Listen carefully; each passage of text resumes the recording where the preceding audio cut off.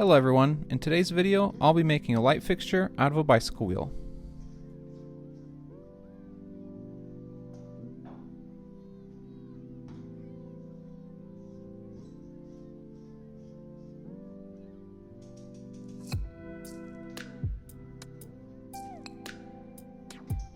Here you can see me installing the bulbs and turning it on for the very first time.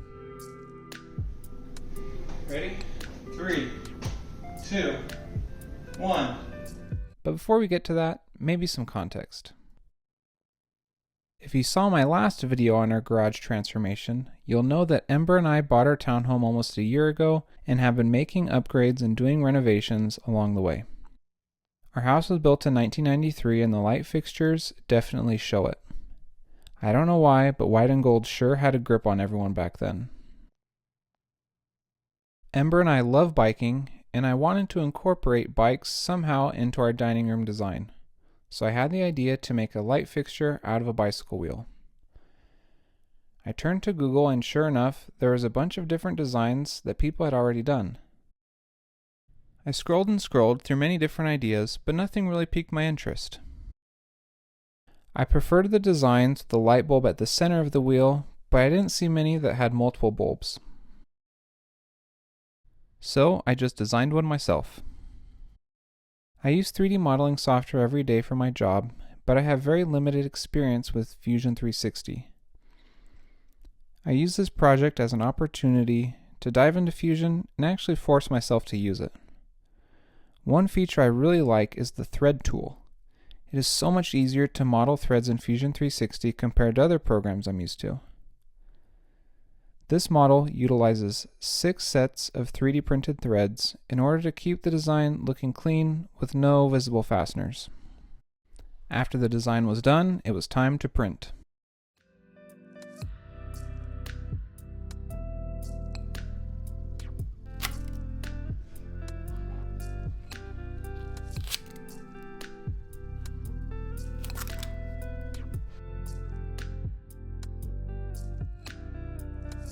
I forgot to add a wrap to these tubes, and they tipped over.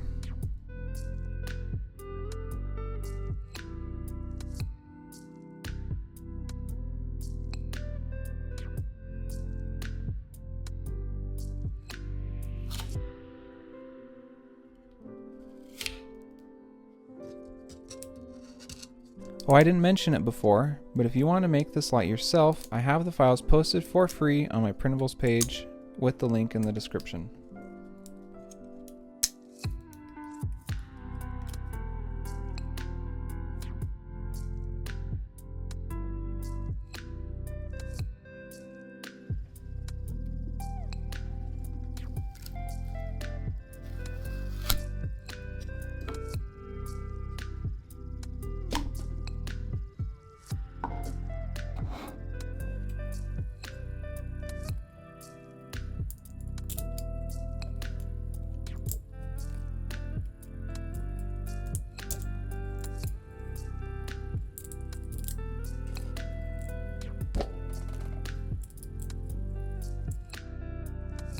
With all the parts printed, it's time for a test fit.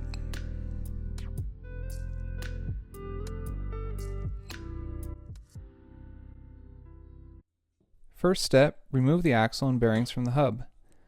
This light is designed around a pretty standard disc brake rear bicycle wheel. If you're looking for a wheel for this project, make sure it has a quick release axle, Shimano HG driver body, and a 6-bolt disc brake flange. These types of wheels are fairly common and any bike shop should have them. I got this one used from my local bike collective for around $30.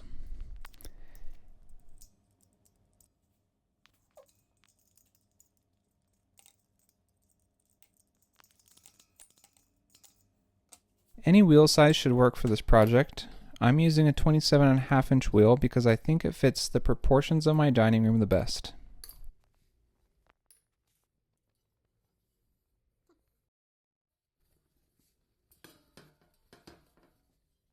After getting the wheel all cleaned up, it's time to install the parts. The base of the light has a spline that slides onto the driver body just like a cassette and secures onto the hub with a cassette lock ring. The cassette lock ring uses a special tool, but for this application we don't need to apply a lot of torque, and you should be able to get away with just using your fingers to tighten it or use a flathead screwdriver in one of the notches. The middle part of the light I split into two parts to reduce the amount of support material needed to print it. They just snap together like this. I made this part with left-hand threads so it would self-tighten when the bulb spun. I found out it wasn't very necessary and changed them back to right-hand threads in the files posted online. This upper piece has 6 holes that align with the 6 disc brake bolt holes. This part is designed to use standard disc brake bolts to fasten it to the flange.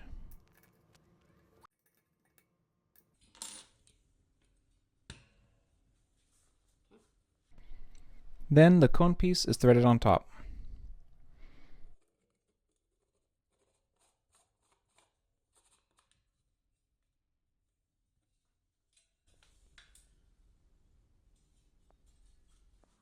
I ended up adding some glue to these two pieces.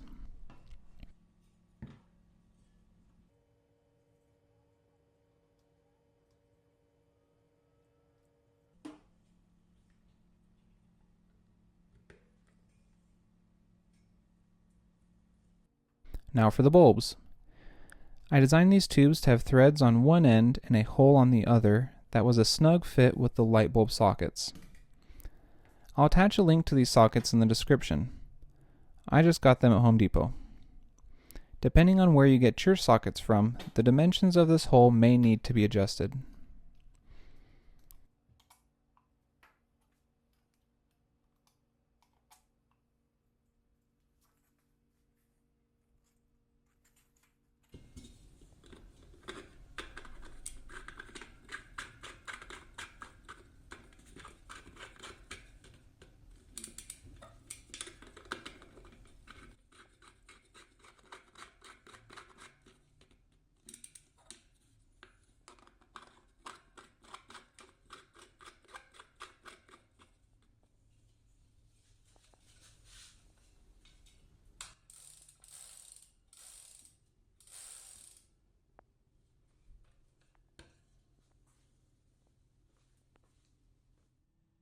I know some of you may be wondering right now, Ben, won't the heat from the bulbs melt the plastic?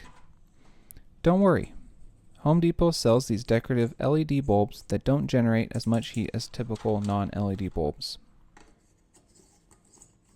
The beauty of 3D printed parts is that they're relatively low cost and let you go through different iterations without breaking the bank. For example, after assembling all these pieces for the first time, I really didn't like the look of the cone on top of the wheel. So I just redesigned it and printed a new one. You'll see later on in the video. Throughout this design, I made lots of different test prints for each of the critical features of the light. For the sake of time, I've left these revisions out of the video, but here's a collection of all my prints.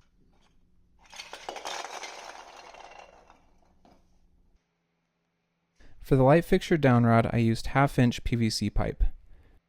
I drilled a hole on one end and a hole and slot on the other. The slotted side will mount to my ceiling, and the hole will mount to the 3D printed part. I added a few coats of paint, and while it was drying, started the final assembly of the light.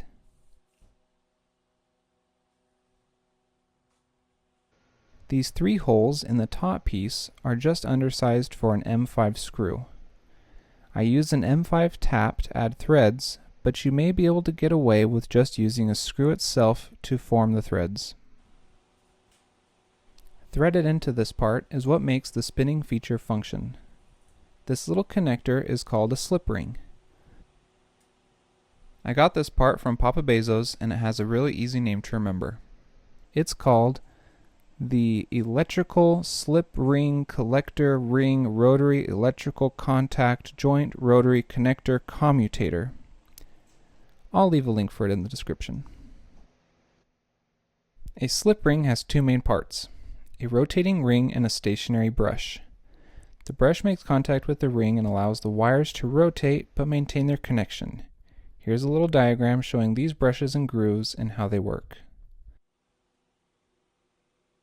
After installing the slip ring, I installed the new cover.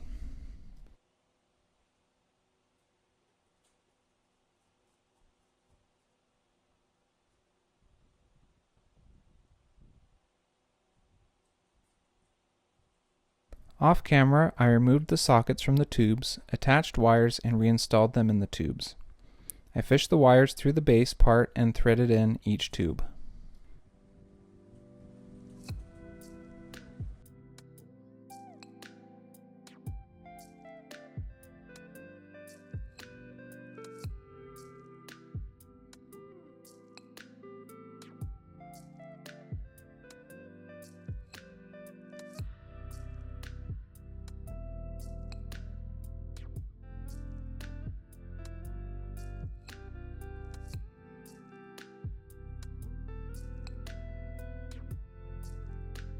I trimmed up the wires and grouped them together.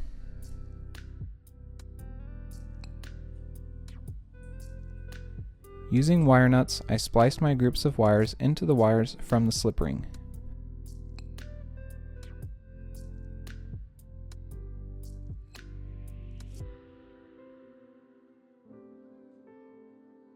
I used a 3-wire slip ring, so I have 1 wire left over that I just tucked away inside the housing.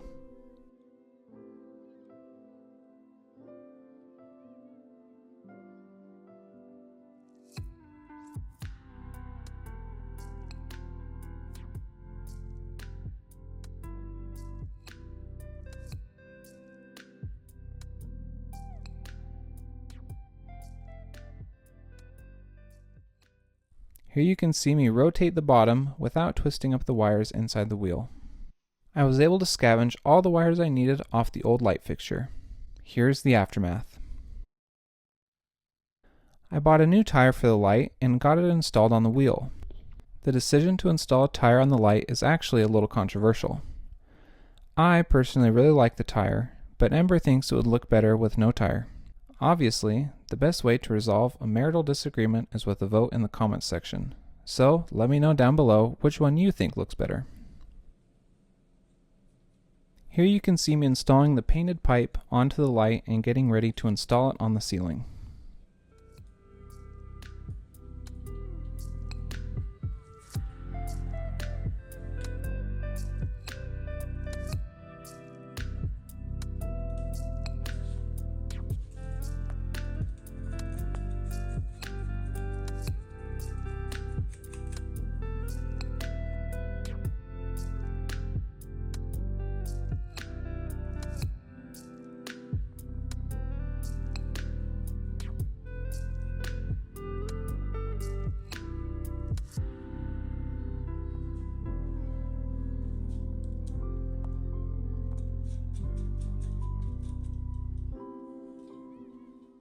This part was more tricky than I was expecting.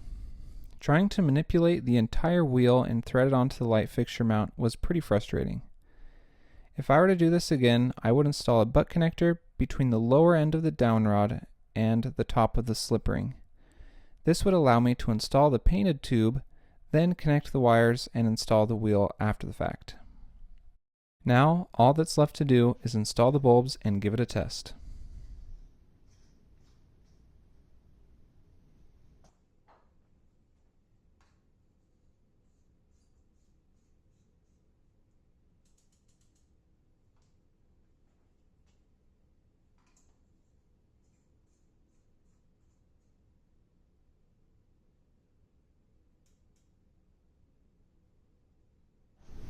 Three, two, one. It works! Oh my gosh. It actually works!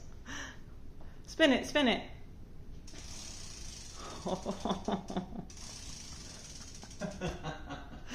That's a miracle.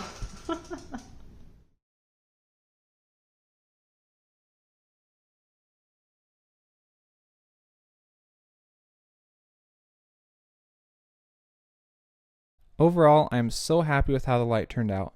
Thank you all for sticking with me till the end, and if you're interested in making this light for yourself, you can follow the link in the description to the files on printables. See you next time!